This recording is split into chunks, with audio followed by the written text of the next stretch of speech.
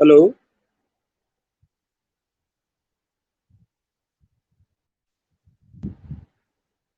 Hello.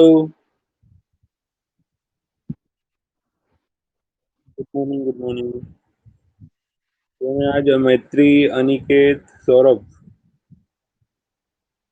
Okay. Can we attend the last lecture? Can you attend the last lecture? What we study in last lecture?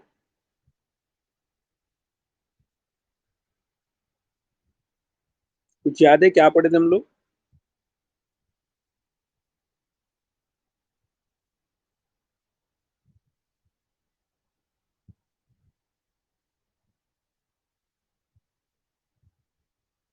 Last lecture में हमने पढ़े थे last last unit of that subject, agricultural equipments. बराबर है। What is the recent development in agricultural equipment. और मैंने एक बताया था कि नोट्स में पूरे ऑल 5 यूनिट्स के नोट्स इसमें पुटअप कर रहा हूँ ग्रुप में। ये भी मैंने आपको बताया था। तो आपने नोट्स देखे क्या सभी? हम्म। तो अभी हम लास्ट जो हमारा यूनिट है वो हमने कुछ पार्ट उसका कवर किया था, एग्रीकल्चर क्या होता है, वो ठिबक सिंचन वगैरह उसमें हमने कवर किया था। ठीक है, तो अभी हम आगे में आज फर्दर प्रोसीड करेंगे। हमारा कल परसों में यूनिट 5 खत्म हो जाएगा, मतलब अपना सिलेबस हम लोग कंप्लीट कर लेंगे। ठीक है, इसके बाद हम लोग टेस्ट रखेंगे, ऑब्जेक्टिव टेस्ट इस टॉपिक के ऊपर। तो वो टेस्ट में सब लोग अवेलेबल रहना। ओके।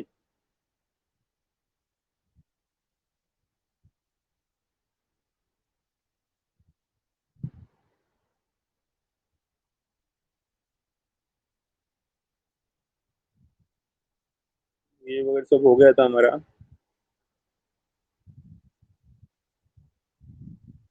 हाँ। यूनिट नंबर 5 था हमारा agricultural equipment and post harvest technology. ये हमने यूनिट चालू किया था, उसकी हिस्ट्री भी बताया था मैंने, कितना परसेंट एग्रीकल्चरल हमारे इधर कंट्रीब्यूशन करता है ऑटोमेशन में। ये सब चीजें हमने, प्रेजेंट स्टेटस क्या है फार्म मैकेनिज्म में, क्या क्या आता है ना। Facilities for training and testing के लिए क्या फैसिलिटीज अवेलेबल है। हमने ये सब चीजें कर ली थी लास्ट लेक्चर में हमने ये स्टडी की थी। अभी हमको पढ़ना था इक्विपमेंट्स, ट्रैक्टर, फार्मिंग इक्विपमेंट्स तक हम रुके थे। Future trend of farm machinery and implements ये हमने पढ़ा था। और फार्मिंग इक्विपमेंट्स हमारा बैलेंस था। बराबर है।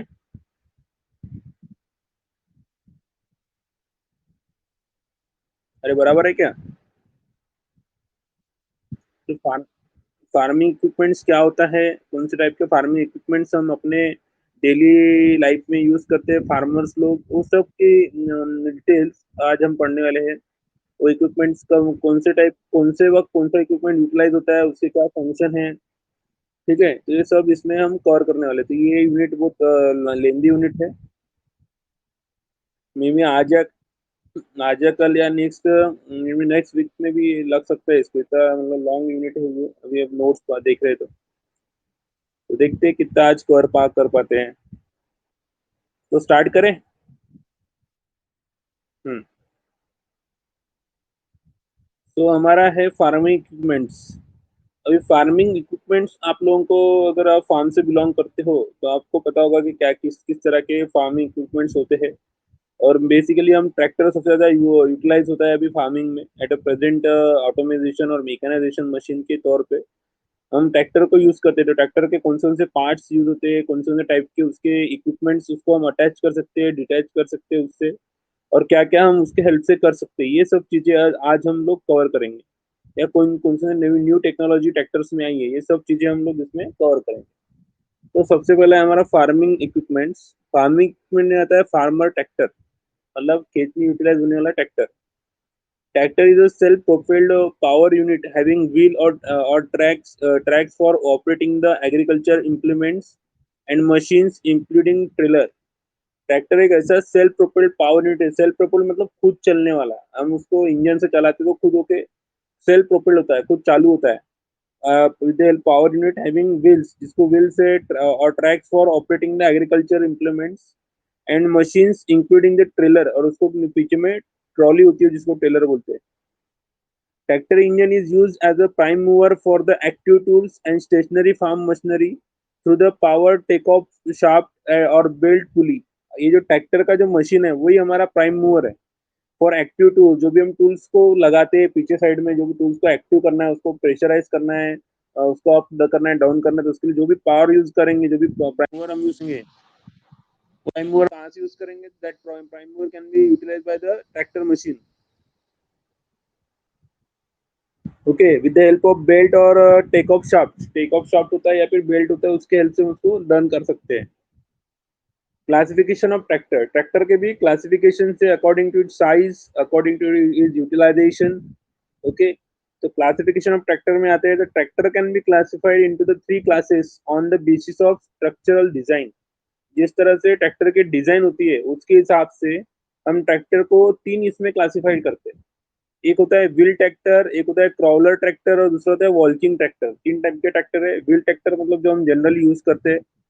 Tractor having 3 or 4 pneumatic wheels are called wheel tractor. Four wheels tractor are most popular everywhere. Four wheel वाला जो ट्रैक्टर है सबसे ज्यादा यूज होता है हर तरफ। थ्री व्हील वाला भी ट्रैक्टर अवेलेबल है, ऐसा नहीं कि नहीं है। ट्रैक्टर हैविंग थ्री और four pneumatic wheel are called wheel tractor. Four wheel tractor मतलब जिसको फोर व्हील ट्रैक्टर से, जैसे अपने जनरली हम लोग हमारे फार्म में यूज करते हैं वो वाले ट्रैक्टर की बात कर रहे हैं। ये क्या है, are most popular everywhere. Crawler tractor किसको बोलेंगे, this is also called as track type tractor और चेन टाइप ट्रैक्टर। इसको ट्रैक टाइप ट्रैक्टर बोलते हैं, चेन टाइप ट्रैक्टर बोलते हैं। In such a tractor there is a endless chain और track in place of the pneumatic wheel. वहां पे pneumatic wheel की जगह क्या रहता है, ट्रैक होता है या चेन होता है। चेन के हेल्प से चलता है वो। नेक्स्ट है वॉल्किंग ट्रैक्टर और power tiller. Power tiller is a walking type tractor. This tractor is a walking type tractor. This tractor is usually fitted with the two wheels only, and the direction of the travel and its control for field operation is performed by the operator. जो अपने hand से हम चलाते हैं tractor, जिसके diagram हम आपको आगे में दिखाएंगे वो वाले ट्रैक्टर की बात कर रहे हैं। The direction of travel and its control for field operation is performed by the operator working behind the tractor. On the basis of purpose, wheel tractor is classified in three groups. जो wheel tractor है on the basis of purpose use, कौन से purpose के लिए हम use कर रहे हैं उसके हिसाब से व्हील ट्रैक्टर को हमने तीन इसमें अगेन फर्दर क्लासिफाइड किया हुआ है। एक है general purpose tractor, row crop tractor और स्पेशल पर्पस ट्रैक्टर। अभी जनरल पर्पस ट्रैक्टर किसको बोलेंगे, it is use for major farm operation. सबसे मतलब ज्यादा फार्म ऑपरेशन करने के लिए, ज्यादा काम करने के लिए खेत का जो सबसे ज्यादा यूज होने वाला ट्रैक्टर है वो जनरल पर्पस ट्रैक्टर है। such a plugging, harrowing and sowing, harvesting and transporting work। जो प्लगिंग कर सकता है, हॉरोइंग कर सकता है, सोइंग कर सकता है, हार्वेस्टिंग कर सकता है, ट्रांसपोर्टिंग कर सकता है। तो ये जो भी हमारे जनरली हम करते हैं वो सच ए ट्रैक्टर है। लो ग्राउंड क्लियरेंस, इसका ground clearance increase the engine power, engine power जो पावर बढ़ाता है, और good adhesion and white white tyre, जिसके टायर भी बड़े बड़े होते हैं। अभी रो और क्रॉप ट्रैक्टर किसको बोलेंगे, it is use for crop cultivation. Crop को कल्टीवेट करने के लिए जो ट्रैक्टर यूज होता है उसको बोलते हैं रो और crop tractor. Such a tractor is provided with replaceable driving wheels of different trade widths. It has high ground clearance to save the damage of crop. Wide wheel track can be adjusted to suit the interrow distance। जो interrow distance है उसको adjust कर सकते हैं हम लोग इसके हिसाब से। इसका जो ग्राउंड क्लियरेंस वो भी ज्यादा होता है जिससे हम अपने क्रॉप को भी डैमेज होने से बचा सकते हैं। ये होता है row crop tractor. Special purpose tractor किसको बोलेंगे, it is use for definite job like cotton field. जो डेफिनेट वर्क के लिए हम यूज करते हैं, स्पेशल पर्पस के लिए यूज करते हैं, उसको बोलते हैं स्पेशल पर्पस ट्रैक्टर। जैसे कॉटन फील्ड्स के लिए, मर्सी लैंड्स के लिए, hilly sides, garden etcetera. Special design are there for special purpose tractor. Special design किसके लिए होंगे, तो स्पेशल पर्पस ट्रैक्टर के लिए होगा। ट्रैक्टर के क्या कंपोनेंट्स होते हैं, तो उसमें ऑब्वियस है ट्रैक्टर में आईसी इंजन लगा हुआ है, क्लच लगा हुआ है, ट्रांसमिशन गियर लगा हुआ है, different units, final drive, rear wheels, front wheel, steering mechanism. ये जितने भी यहाँ पे नंबरिंग के है सब नंबरिंग आपको डायग्राम में दिख जाएंगे।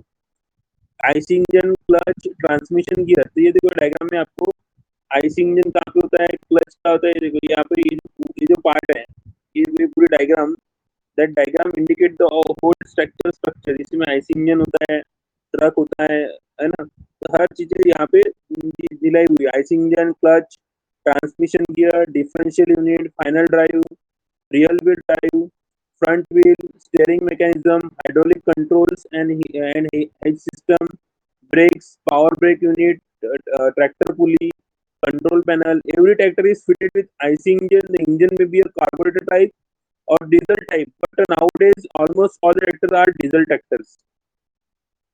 मतलब ये जो इंजन, ये पूरे अभी जो हमने लिया पार्ट बताया, जैसे हमने बताया था कि ये जो है ये कंट्रोल यूनिट है, स्टेयरिंग है ना? ये आईसी इंजन यहाँ पे फिटेड है आगे में, ये इसके रेयर फ्रंट व्हील, ये रियर व्हील ड्राइव, इधर पुलिस लगी रहेंगी, ये ड्राइवर सीट, ये हर चीजें यहाँ पे दी हुई है।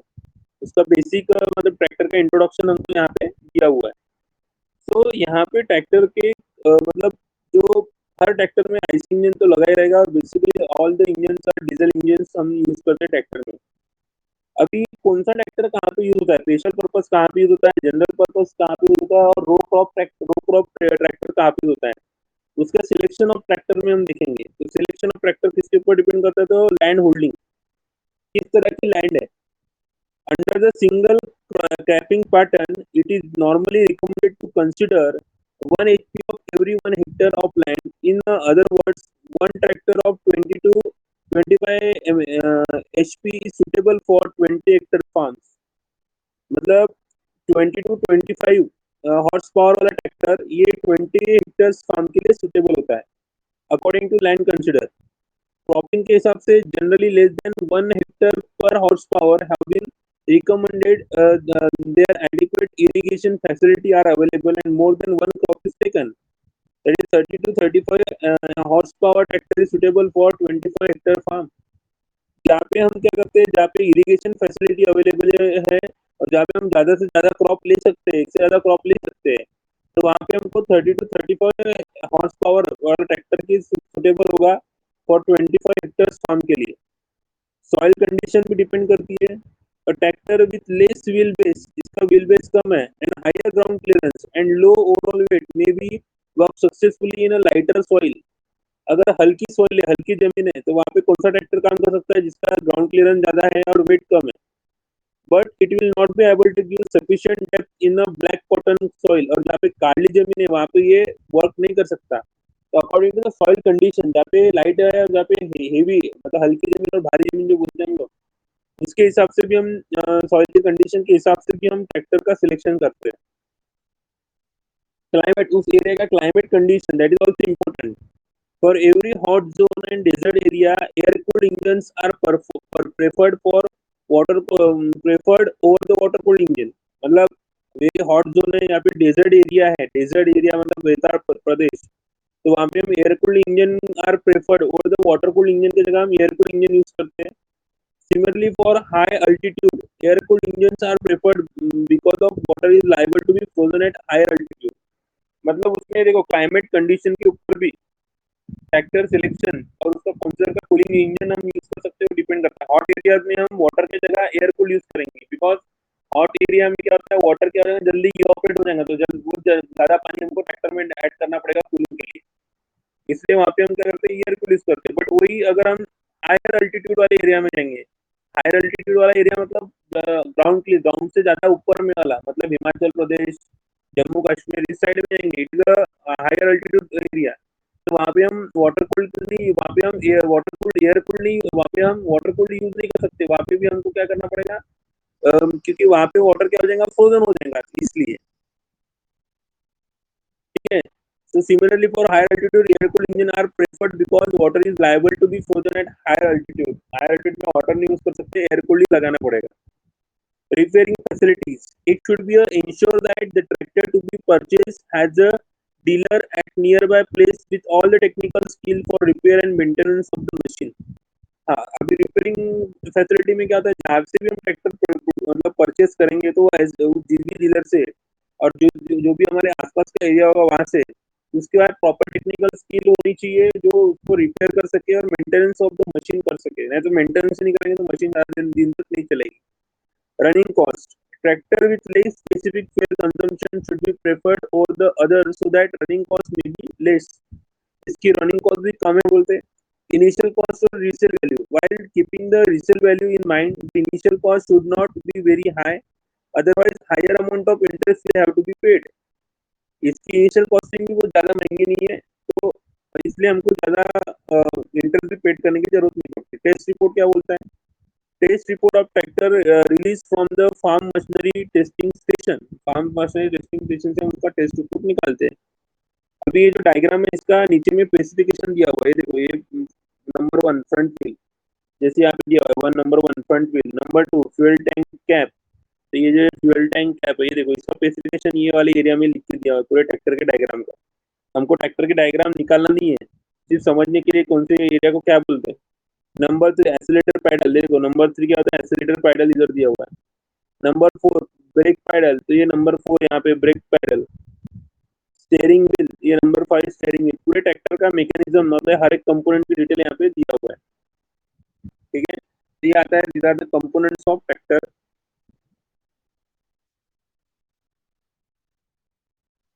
इमेज बिकॉज क्या होगा, ब्लर होगा अभी थोड़ा. बाकी आपको नोट्स दिख रहे क्या? हाँ, तो डोंट यू वरी. ये जो नोट्स है ना हमने वहाँ पे अपलोड कर लिए, तो सपोज थोड़ी देर में अगर क्लियर आता है, बिकॉज नेटवर्क इशू तो इमेज क्लियर नहीं आ रही होगी, पर जब क्लियर आएगा तो यू कैन सी देयर. आप यहाँ से ये जैसे जो मैंने एरिया बनाया ना यहाँ पे क्या है, ये तो दिख रहा होगा जो मैं बनाता हूँ स्क्रीन के ऊपर. हाँ, तो इस एरिया में क्या है कि ट्रैक्टर के जैसे ये ट्रैक्टर की इमेज है, तो ये आपको नोट से क्लियर मिल जाएंगे. ठीक है, नोट्स है आपके वो स्टडी मटेरियल सेक्शन में डाउनलोड करोगे आप, तो आपको नोट दिखेंगे, वहां से आप देख सकते हो. तो ये जो यहाँ पे सब ये नंबर 1, इसको नंबर 1 बोला गया है. ये क्या है? ट्रैक्टर का व्हील है, तो उसके पूरे स्पेसिफिकेशन यहाँ पे दिया. नंबर 2 क्या है? तो इंजन का डीजल इंजन भरने की जगह है, तो उसका कैप है. नंबर 3 यहाँ पे क्या है? एक्सीलरेटर है, उसके जस्ट नीचे में ब्रेक पैडल है. तो ट्रैक्टर में जो भी जैसे अपन कोई गाड़ी अपन परचेस करने है, तो हमको पता रहता है ना क्लच कहाँ पे है, ब्रेक कहाँ पे है, कौन सा एरिया इंजन है, कौन सा फ्रंट व्हील है, कौन सा बैक व्हील है, रेयर व्हील है. वो ऐसा उसका सभी का स्पेसिफिकेशन यहाँ पे दिया हुआ है. ठीक है, तो आप वहां से देख सकते हो डायग्राम से, डोंट यू वरी. मतलब या फिर आप इसकी रिकॉर्डिंग भी देखोगे, जैसे हमारे लेक्चर के एंड होने के 1 आवर के बाद हमारे इसमें रिकॉर्डिंग भी अवेलेबल होती है, तो वहाँ पे भी आपको पूरा क्लियर दिखेगा. अभी कैसा है, जब मैं आपको पढ़ाता हूँ तो इसमें थोड़ा ये प्रॉब्लम होता है कि इमेज और ये थोड़ा ब्लर होता है. फिर बाद में थोड़ी देर में मतलब आपको तो 20 मिनट 30 मिनट्स के बाद वो क्लियर आना चालू होता है. ठीक है, तो ये होता है ट्रैक्टर का स्पेसिफिकेशन पूरे तरह से कि कौन सा ट्रैक्टर कहाँ पे यूज करते हैं. देखो ट्रैक्टर की हर चीज हर इस पे डिपेंड करती है, लैंड के ऊपर डिपेंड करती है, सॉइल कंडीशन के ऊपर, क्लाइमेट कंडीशन के ऊपर, सब चीज जो बताया मैंने, repairing facility, running cost, initial cost. तो जब हम ट्रैक्टर को परचेस करते हैं तो ये सब चीजों को हमको कंसिडर करना पड़ता है. ठीक है, तो उसके बाद है hatching system of tractor drawn implements. अब ये ट्रैक्टर ड्रॉन इम्प्लीमेंट्स तो ये जो है tractor drawn implement possess higher working capacity and are operated at higher speed. These implements need more technical knowledge for operation and maintenance of work. Tractor drawn implement may be a trail type, semi mounted type और mounted type. मतलब ये जो अपन equipment उसके ऊपर लगाते हैं tractor के ऊपर, उसकी बात कर रहे हो लोग. ट्रेल टाइप इम्प्लीमेंट क्या होता है? It is one that is pulled and guide from single each point but its weight is not support for the tractor. तो उसके इक्विपमेंट्स के बारे में बताया होता है. ये पार्ट नहीं आएगा, ये तो बहुत ज्यादा डिटेल है ट्रैक्टर के बारे में. ये देखो पावर ट्रिलर, जो मैंने बताया था आपको, पावर ट्रिलर के डायग्राम दिखाऊंगा. ये हैंड ऑपरेटेड होता है. ये देखो यहाँ से ये जो यहाँ पे हम हमारे ग्रिप्स होती है जहाँ पे, और यहाँ पे ह्यूमन हमारा मतलब जो हम लोग यहाँ पे ऑपरेटर खड़ा रहेगा और यहाँ से इसको चलाएगा. ठीक है, 2 व्हील पे ये वर्क करते थे. ये होता है पावर टिलर. ठीक है, अभी लोग ये भी यूज करना चालू कर दिया पावर टिलर का, जिसका खुद के पर्पज के लिए कोई यूज कर रहा है ओनली फॉर स्पेशल पर्पज और ओनली फॉर अर्थ फार्म, तो ये इस तरह का पावर टिलर जिसका बजट भी कम है, पावर टिलर जैसा इक्विपमेंट यूज करता है. ठीक है, it is a prime mover in which direction of travel and its control for field operation is perform by the operator walking behind it. इसके पीछे में ऑपरेटर वो रहेगा और उसको चल के वो उसको कंट्रोल करेगा. It is also known as hand tractor और वॉकिंग टाइप ट्रैक्टर. इसको हम hand tractor, walking type tractor भी बोलते हैं. The concept of power tiller comes in the world in the year 1920. 1920 में से ही ये पावर ट्रैक्टर चल रहा है. बट हमारे देश में अभी पॉपुलर हुआ।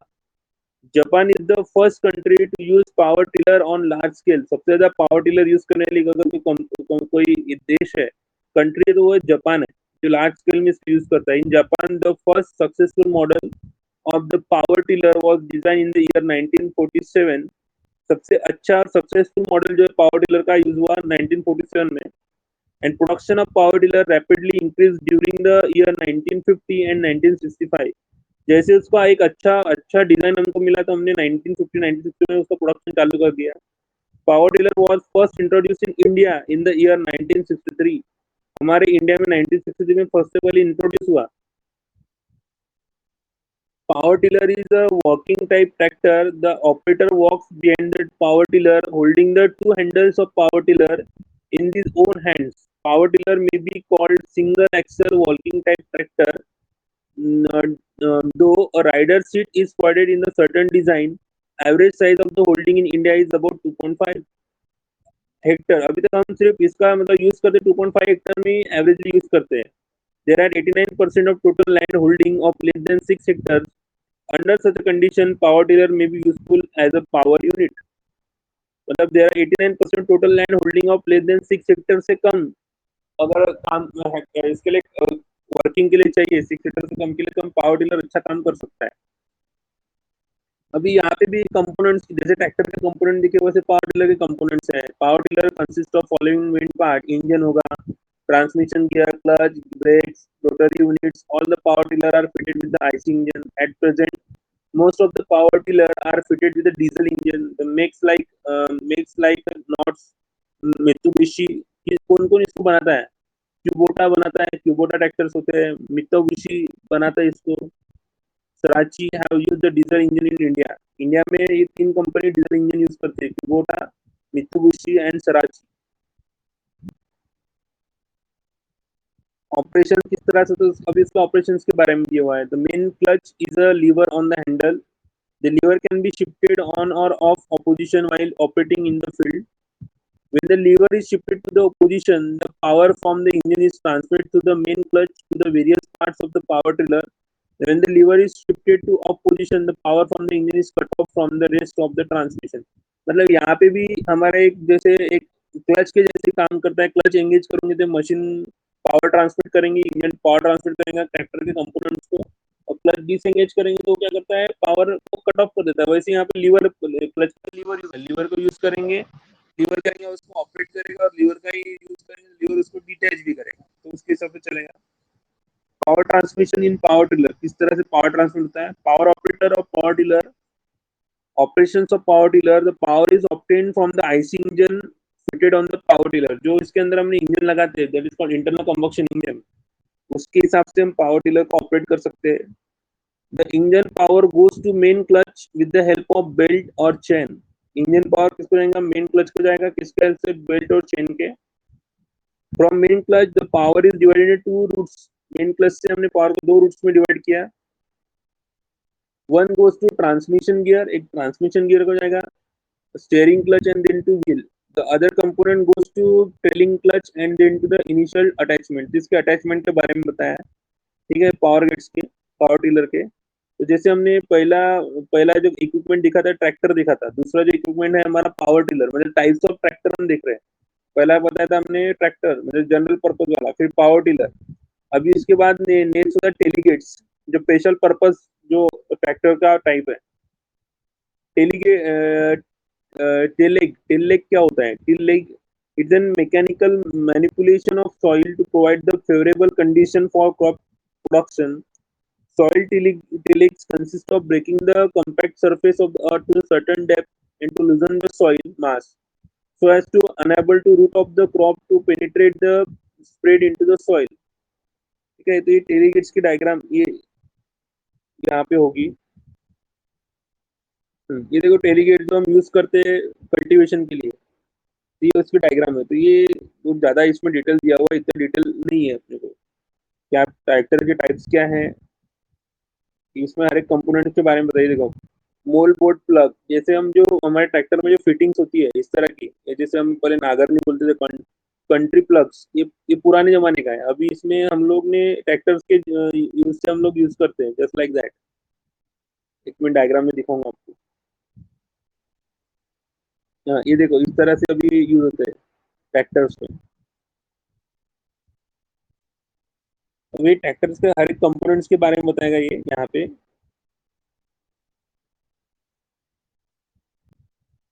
Primary telex, it is a consist of initial major soil working operation. It is normally designed to reduce the soil strength. ये सॉइल को मतलब एकदम कड़क सॉइल को स्मूथ सॉइल में, लूज सॉइल में कन्वर्ट करने के लिए यूज होता है। The operation performed to open up the any cultivated land with the view to prepare a seed bed for growing crop is known as primary tillage. Primary टेलिक्स सबसे पहले जैसे हमारा खेत को हम कल्टिवेट करते हैं, उसको हम पूरा नगरते हैं, मतलब टेलिक्स के हेल्प से उसको कल्टिवेट करते हैं। जो बड़े बड़े सॉइल के क्या बोल सकते हैं स्ट्रक्चर होते हैं, उसको इन द फाइन पाउडर में उसको कन्वर्ट करते हैं विद हेल्प ऑफ टेलिक्स। तो ये अभी पूरा खेती का बता रहे हैं, इसमें टाइप्स ऑफ टेलिक्स क्या होगा, इतना डिटेल नहीं है आपको, आपको सिर्फ एडवांसमेंट देखना है इसमें क्या क्या नए टेक्नोलॉजीज आए हैं। तो वो टेलिक्स होता है। मोल्ड बोर्ड प्लग होता है। मोल्ड बोर्ड पर प्लग क्या होता है, तो कटिंग द, ये इस तरह का जो स्ट्रक्चर दिखता है आपको, दिखेगा आपको ट्रैक्टर के जो कंपोनेंट देखोगे, किसी घर में ट्रैक्टर होगा खेत में तो देखेंगे कंपोनेंट, तो उसमें आपको इस तरह के ब्लेड भी दिखेंगे। इसको बोलते हैं component of mould board plug.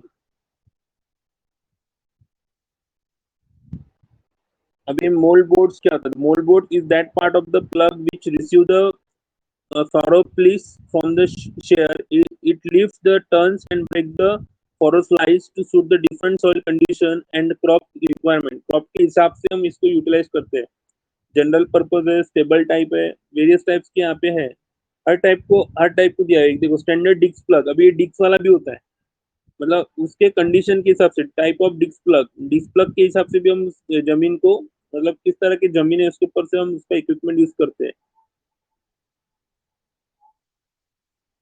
ये देखो डिक्स हैरो, ये डिक्स हैरो होता है इस तरह का। ठीक है, ये आप लोगों ने देखा होगा ट्रैक्टर के इसमें इस तरह के इक्विपमेंट्स। ये डायग्राम आप जो देख पा रहे हो इस डायग्राम में डिक्स harrow.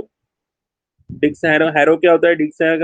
Harrow is the secondary tilling implement that cut the soil to a shallow depth for a smoothing and pulverizing the soil as well as to cut the weeds into the mix the material with the soil। मतलब देखो जो soil है उसको छोटे पैमाने में, मतलब शालो depth, मतलब वो ज्यादा डीप में नहीं लेता, ऊपर ऊपर से उसको सॉइल को कट करता है।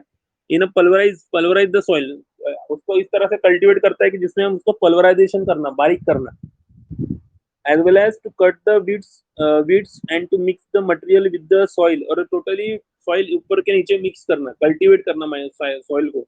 इसलिए इस तरह का यूज होता है। डिक्स हैरो यूज होता है। It is a harrow which perform the harrowing operation by means of set or number of sets of rotating flat discs. So each set being mounted on the common shaft. Disc harrow is found very suitable for hard ground. Hard ground full of the stack with the grass. जहाँ पे ज़्यादा grass है और hard ground है वहाँ पे डिक्स shallow utilise होता है। तो ये हर ट्रैक्टर का कंपोनेंट है, कहाँ पे कौन सा कंपोनेंट यूज होता है उसके बारे में दिया हुआ है। तो डिस्क सैलो इस तरह से दिखेगा, ये डायग्राम से। उसमें भी टाइप्स है, double action disc harrow, tandem disc harrow, offset disc harrow, ये टाइप्स ऑफ डिस्क हैरो है। ठीक है, उसके बाद है हमारा डिस्क, ये देखो ये दिस आल्सो द, ये देखो types of stick tooth harrow. Harrow के टाइप्स है, मतलब जो जो कंपोनेंट हमारे यूज होते हैं उसके सबके टाइप्स दिया हुआ है। ये एक टाइप है स्प्रिंग टूथ हैरो, ये स्प्रिंग टूथ हैरो, हर एक का एक टाइप होता है। एक्मे हैरो इस तरह से यूज होता है। ब्लेड हैरो, मतलब ये हमारे घर में जनरली इसको वखर बोलते हैं हम लोग, वखरनी नागरनी, ये वखरनी में आता है ये। तो उसको भी ब्लेड हैरो बोला जाता है, जो हमारे जमीन को कम डेप्थ में जाके उसको कल्टीवेट करे, स्मूथ करे फॉर यूटिलाइज फॉर कल्टीवेशन। अभी जैसे अभी ये जो जो समय चल रहा है अभी, हर हर फार्म में इसका यूटिलाइजेशन हो चुका है करके, इन्होंने वो जो जमीन है उसको रेडी टू पल्वराइजेशन करना स्टार्ट कर दिया फॉर नेक्स्ट क्रॉप के लिए। तो ये सभी हैरोस का हम यूटिलाइज करते हैं। ये रेसिगोडियम पावर हैरो भी, रेसिगोडियम पावर हैरो क्या होता है, तो it is a harrow fitted with the rigid type driven by the power takes off The resulting in transverse or rotary motion as the machine moves forward. The power tiller harrow.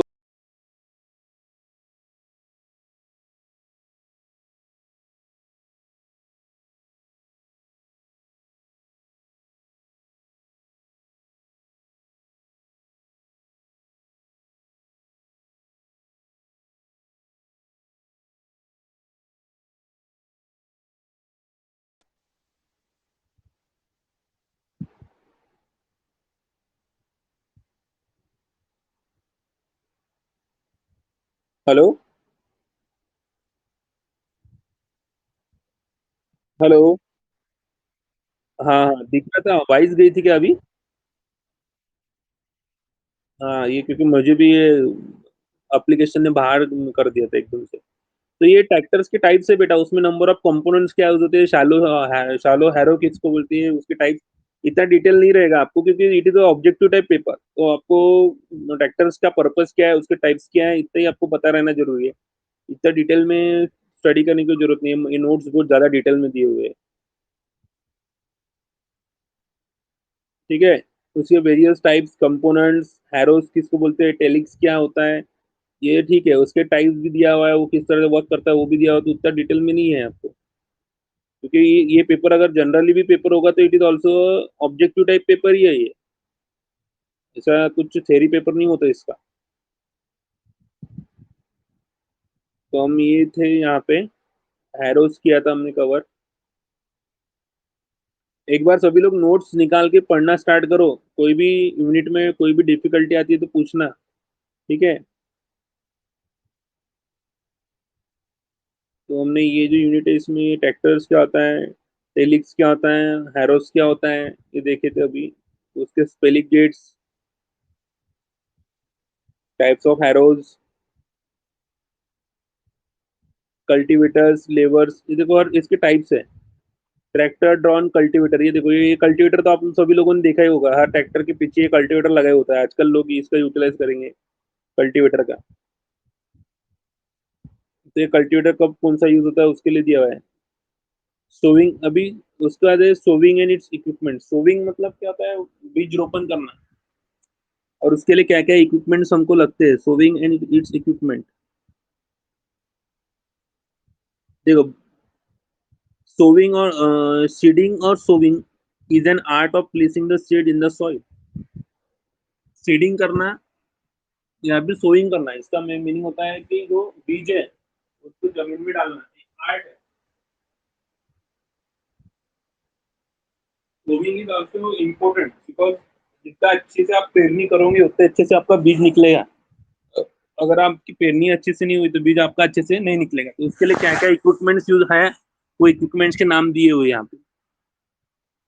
जैसे soil to have good seeding और sowing is an art of placing the seed in a soil to have good germination in the field. Perfect seeding gives correct amount of seed per unit area. अगर अच्छे से अगर हम seeding करेंगे, अच्छे से sowing करेंगे, अच्छे से बीज रोपनी करेंगे, तो हमको जो बीज लगने वाला है एरिया के हिसाब से वो भी कम लगेगा, क्योंकि प्रॉपरली हम बीज को क्या करने, तो हमारा मैक्सिमम बीज वहीं लग जाएगा। Correct amount of seed per unit area हमको यूज होगा। Correct depth eight which seed is placing in the soil, कितने अंदर में उसको डालना है, मतलब कितने अंदर में उसको वो जो सीड रहेगा उसको डेप्थ में रखना है, या फिर कितने अंदर में उसको मतलब वो जो हम सीडिंग करते तो ऑब्वियस हम क्या करते हैं, वो जो सीड रहेगा उसको जमीन के अंदर डालते हैं, तो कितने अंदर नीचे में डेप्थ में उसको डालना है, उसके भी हम वहां से मशीन के परफेक्ट सीडिंग के ऊपर डिपेंड करता है। Correct spacing between the row to row and plant to plant, और हर हर सीड में, हर प्लांट में, जो जो जहाँ पे हम सीडिंग करेंगे तो वो हर सीड में कितना डिस्टेंस होना चाहिए, कितने दूर वो रहना चाहिए, क्योंकि उसके हिसाब से वो प्लांट कितना बड़ा ग्रो होगा। नहीं तो क्या होगा, अगर पास पास में डालेंगे तो एक में प्लांट हमारे घुस जाएंगे, मतलब वो मिक्स हो जाएगा। तो वैसा नहीं होना चाहिए, इसलिए वो प्रॉपर पेसिंग होना भी जरूरी है। तो उसके लिए कुछ कुछ मेथड्स होती है, सोइंग मेथड्स। पहले ब्रॉडकास्टिंग बोलते हैं इसको, डिबलिंग होती है, ड्रिलिंग होती है। तो ब्रॉडकास्टिंग क्या होता है वो देख लेते हैं। Broadcasting is the process of random scattering of seed on the surface of seed beds. It can be done manually or mechanically both. When the broadcasting is done manually, informity of seed depends upon skill of the man. अगर ये broadcasting मतलब seed को डालना है, लोग ऐसे डालते हैं ना बराबर, तो वो मैकेनिकल भी कर सकते हैं और मैन्युअली भी कर सकते हैं। अभी मैन्युअली के किसकी करेंगे तो मैन के स्किल के ऊपर कि वो कितने दूर में, कितने डिस्टेंस पे डालना है ये सोचता है।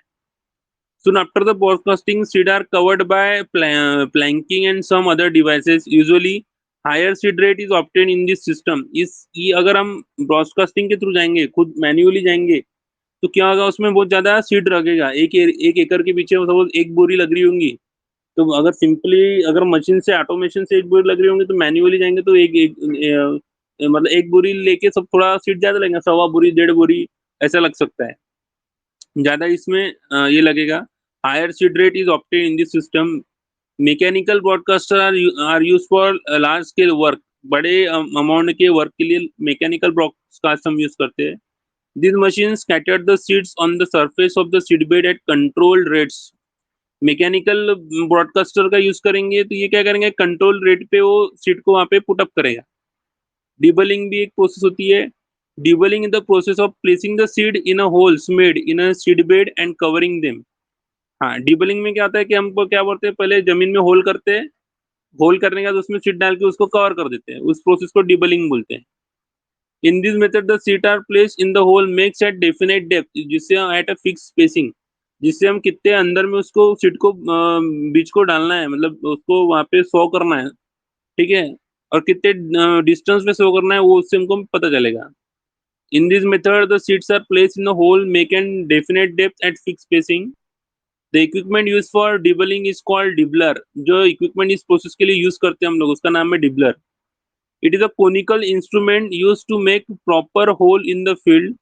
Small hand dibbler are made with the several conical projection made in a frames. This is a very time consuming process.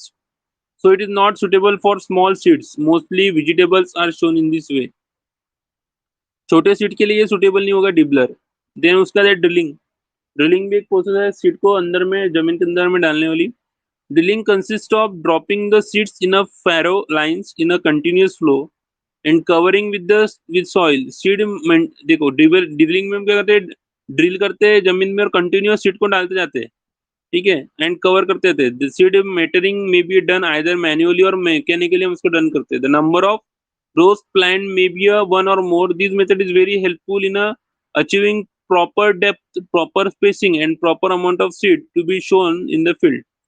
Drilling can be done by sewing the behind the plug, bullock drawn seed drills, and tractor drawn seed drills. मतलब एक तो manmade भी है, with the help of बैल के हिसाब से भी करते हैं हम, जो लोग जो जनरली पहले के जमाने में हम क्या करते हैं, वो जो बीज डालते थे नागर के हेल्प से डालते थे हम लोग, पेड़ नहीं करते थे तब, उस वो बुलक के हिस्से होता था, अभी ट्रैक्टर के हिस्से भी होता है। Seed dropping behind the plough, it is very common method use in a village.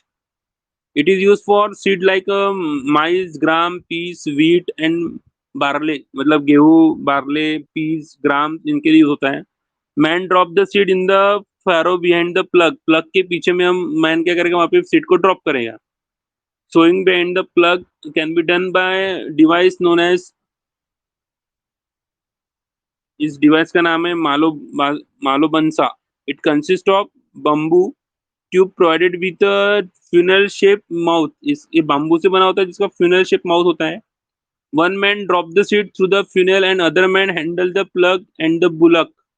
This is a slow and laborious method. एक बहुत धीरे वाली लेबरियस मेथड है, बहुत ज्यादा लेबर इसमें लगेंगे। तो उसमें टाइप्स दिया हुआ है उसने। देन उसका है ट्रांसप्लेटिंग।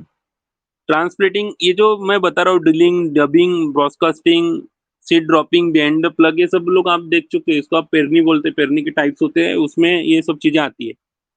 ट्रांसप्लेटिंग भी उसका ही टाइप है। Transplanting consist of preparing the seedling in a nursery and then planting them in a seeding in a prepare field. अभी ट्रांसप्लांटिंग का मतलब क्या होता है कि पहले उसको वो जो जैसे कि, धान की खेती करते हैं हम लोग, पहले उसको बनाते, पर बनाते हैं हम लोग, मतलब छोटा सा प्लांट बनाते हैं, फिर उसको डालते, फिर उसको लगाते हैं खेत में, तो वैसे ही उसको बोलते हैं ट्रांसप्लांटिंग टाइप।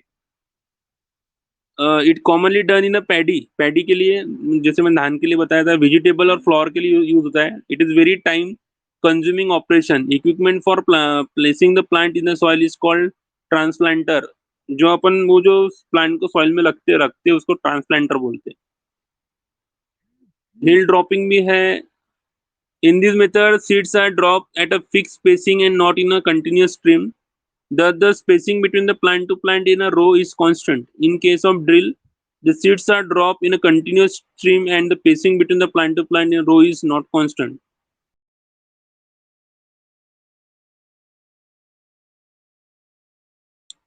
तो इतना ज़्यादा कुछ नहीं है, क्या होता है वो ध्यान में रखो। कौन-सी बेसिक मेथड कौन-सी है, तो ये 4 ही है। ब्रॉडकास्टिंग, 3 ही बेसिक मेथड है अपने पास सॉविंग की। Broadcasting, dibbling and drilling. Drilling में टाइप्स है फिर। ड्रिलिंग, ये seed dropping, behind the plough and transplanting. ठीक है, मतलब ऐसा 5 मेथड है, और ये हिल ड्रॉपिंग 6 और ये चेक रोप प्लांटिंग 7। तो उसके बाद उसके बारे में उसके टाइप्स दिए हुए हैं। ये देखो, इसको कुछ डायग्राम भी दिया है। Internal, double run, crop field, drill and weeder. तो ये जो cono weeder the paddy, paddy के लिए। तो इस तरह के इक्विपमेंट्स यूज होते हैं। Engine operated weeder. चलो वीडर देख लेते हैं। It is useful for unrooting and burying the weed in biting the in between the seeding rows for the rice crop in the wet land. Rice crop के लिए use होने वाली machine है ये cono weeder. Engine operated weeder क्या होता है? इधर 3 HP petrol start kerosene run engine operate the weeder. The engine power is transmitted the ground wheel through a V belt pulley and the sprocket chain mechanism at the back of the machine. Replaceable sweep blade is fixed. Sweep blades of different width can be fitted. मतलब ये जो process है, ये हमारी manually थी। ये process है, हमने with the help of power कर रहे हैं, इंजन की हेल्प से कर रहे हैं। तो इस तरह के इसके बारे में दिया हुआ है। फिर उसके बाद है स्वीप। अभी स्वीप क्या होता है तो देखते हैं। It is an interculture implement for removing the shallow rooted weeds in the between the row. The sweep consists of V-shaped swell with the bevel edge wings. The swell are held by the tines fixed to the frame by means of countersunk bolt and nuts. Then the sweep is used for secondary tillage. ये secondary टिलेग का काम करता है। टिलेग आपको पता है, मतलब जो हमारे सॉइल को कल्टीवेट सॉइल के लिए कन्वर्ट करता है, उसको टिलेग का ही एक पार्ट है।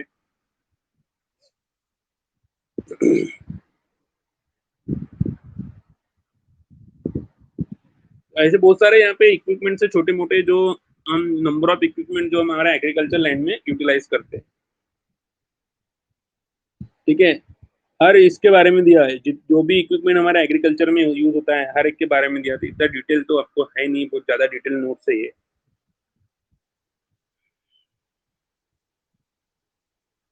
स्प्रेइंग मशीन के बारे में, पावर स्प्रे किसको बोलते हैं, स्प्रेइंग मशीन जो यूज होती है स्प्रे करने के लिए। कटर बार जो यूज होता है, हर इसके बारे में यहाँ पे दिया हुआ है। तो डिटेल्स बहुत ज्यादा डिटेल में है ये नोट्स। ठीक है, इतना ज्यादा आपको है नहीं।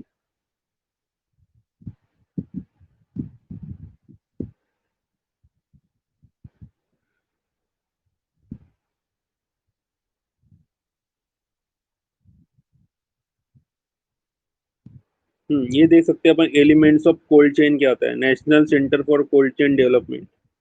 एलिमेंट्स ऑफ कोल्ड चेन, ये एक नया पार्ट है। तो ये देखते हैं। अभी तक वो इक्विपमेंट के बारे में बताया था उसने। Milk and milk product. The total milk production is now element of cold chain.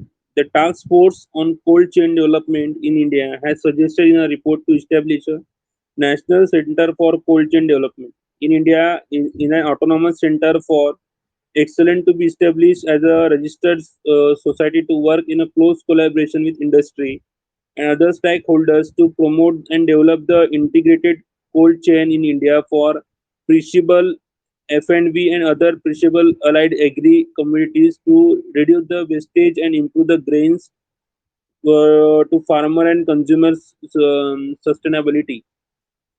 As recommended by the Task Force on Cold Chain, National Center of Cold Chain Development has been established to promote and develop the integrated cold chain in India for perishable agriculture and horticulture produce. The including perishable form, allied center. Objective of cold chain to recommend the standard and protocol for cold chain infrastructure, buildings, even post harvest management so as to harmonize with international standard, the best practice and suggest the mechanisms and benchmarking and certification for infrastructure building process.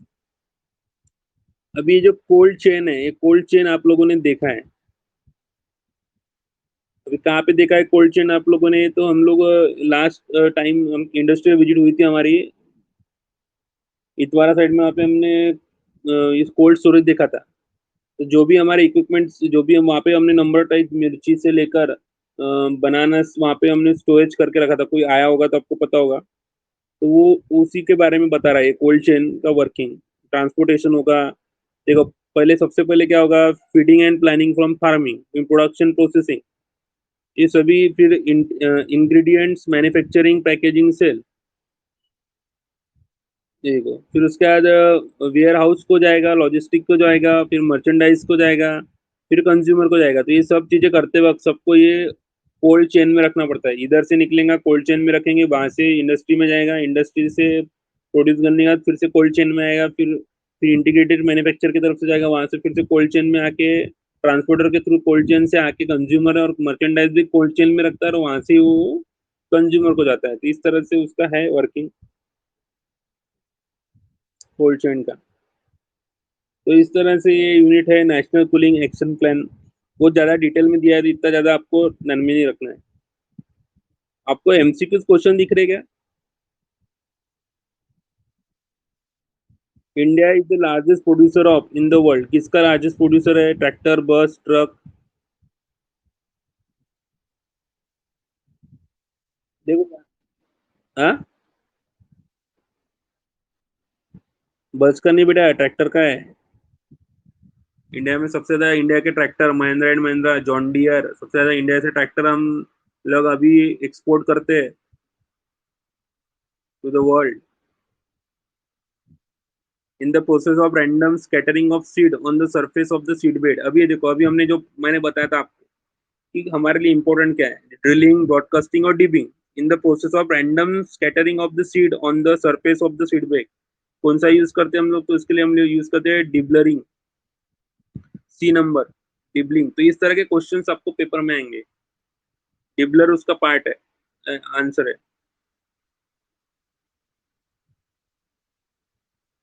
ठीक है, हर इसके बारे में दिया हुआ है। ठीक है, तो ऐसा हमारा ये यूनिट था। आपको इसमें कोई डाउट है तो एक बार पढ़ लेना, टोटल थ्योरी पार्ट और मैक्सिमम नंबर ऑफ इक्विपमेंट्स के बारे में इसमें दिया हुआ है। ठीक है, if you have any difficulty then ask me. कुछ समझ में नहीं आया होगा तो पूछो।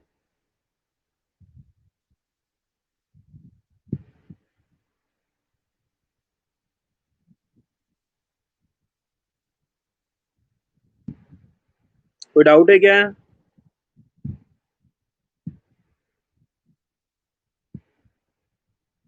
अरे नोट्स में कोई डाउट है क्या? हेलो? ठीक है, तो ये जो जो लास्ट में मैंने एक आपको अभी एट द, जैसे अपना सब्जेक्ट एंड होता है तो at the last study material में जाके देखोगे तो सबसे लास्ट में मैंने डाला है full notes, all unit notes, ऐसा हेडिंग दिया है। वो नोट्स को डाउनलोड करना, उसमें पूरे पांचों यूनिट के नोट्स है। ठीक है, और आपको कोई डिफिकल्टी भी आती है ना तो आपको आपके लिए जो मैंने पढ़ाया है लेक्चर्स है वो रिकॉर्डिंग भी अवेलेबल है, एक बार उसको भी देख लो। जैसे कोई नहीं, कोई टॉपिक में आपको और जानना है तो फिर से वो लेक्चर को रिपीट करने का, वो उस रिकॉर्डिंग को सुन लेने का। तो आपको क्या होगा, आपको नॉलेज आ जाएगा। और उससे भी नहीं, उससे भी आपका डाउट क्लियर नहीं होता तो फिर मुझे पूछ सकते हो। ठीक है, इस तरह से हम स्मार्ट स्टडी करो। ये जो ऐप है इसका ये फायदा है कि रिकॉर्डिंग्स भी अवेलेबल हो जाती है, सब चीजें अवेलेबल हो जाती है, तो आपको फायदा होता है उसका। ठीक है, तो आज के लिए इतना काफी है, हमारे 5 यूनिट कवर हो चुके हैं। कोई भी डाउट है एक बार पढ़ो, पढ़ेंगे तभी डाउट आएंगे, नहीं पढ़ेंगे तो कोई डाउट नहीं आएंगे। ठीक है, समझ में आया?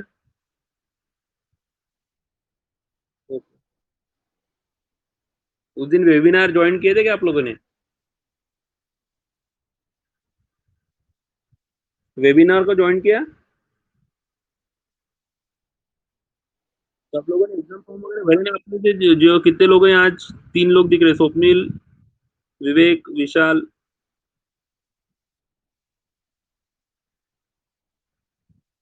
ठीक है, फिर मिलते हैं। आज के लिए इतना काफ़ी है, हमारा यूनिट भी कवर हो चुकी है, सिलेबस हमारा कवर हुआ है 100%।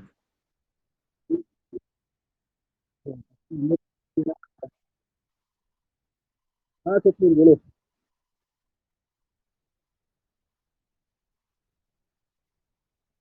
हाँ, नेक्स्ट है वो आपका ऐसा ही। तो बेसिकली उनको अच्छे से अभी एक बार ट्रेनिंग देना पड़ेगा, देन सबको बोलेंगे।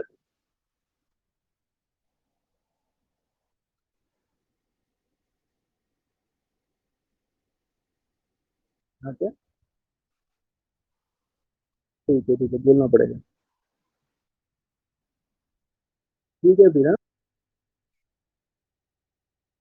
टर्बो चार्ज इंजन मतलब क्या होता है कि जो हमारा सोर्स पेट्रोल एयर, अभी हम क्या करते हैं, एयर फ्यूल मिक्सचर यूज करते हैं, बराबर है। तो वो एयर फ्यूल मिक्सचर में जो हम ज्यादा से ज्यादा क्या कर सकते हैं उसमें, और वो जो सपोज जैसे फॉर बर्निंग होती है। आवाज नहीं आ रहा क्या?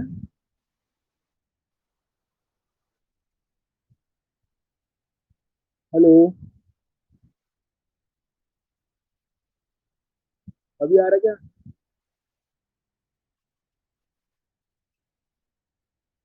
अभी नहीं आ रहा।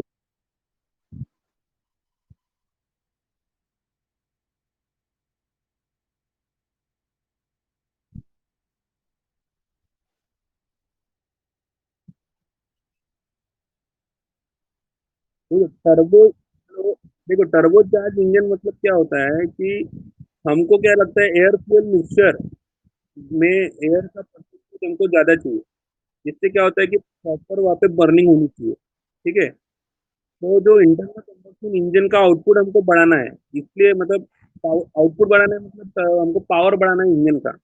तो हम क्या करते हैं, forcing the extra compress air into the combustion, वो जो कंबक्शन चेम्बर है उसमें एक्स्ट्रा कॉम्प्रेस एयर को फोर्स करते हैं विद द।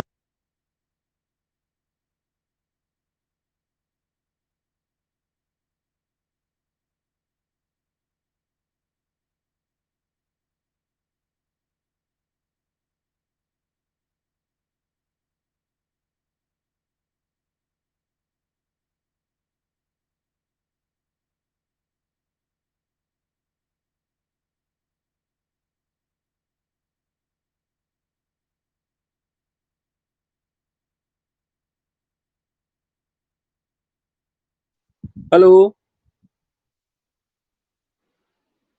ठीक है, मैं आपको सेंड कर दूंगा, ठीक है।